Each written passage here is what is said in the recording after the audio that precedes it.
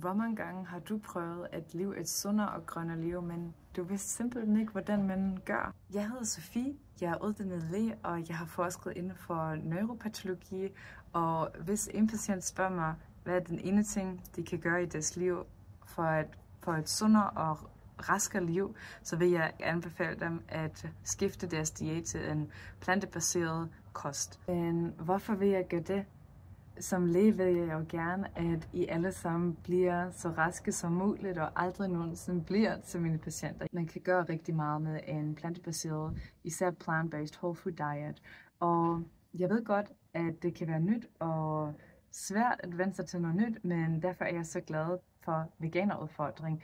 Den er et struktureret program på 22 dage, som starter hver første mandag om måneden, hvor man får både opskrifter og information om en grøn og sundere livsstil.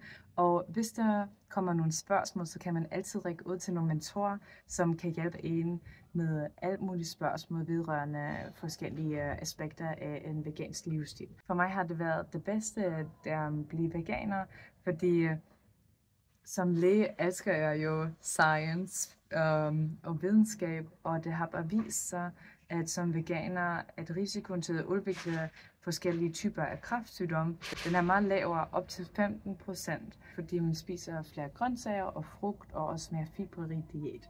Og det er det, jeg vil anbefale. Og hvis man har lyst til at få hjælp til det, så kan man bare gå på veganerudfordring og få fri adgang til alle mulige vigtige og sjove og spændende informationer, viden, opskrifter og en rigtig god start i et sundere, raskere og grønnere liv.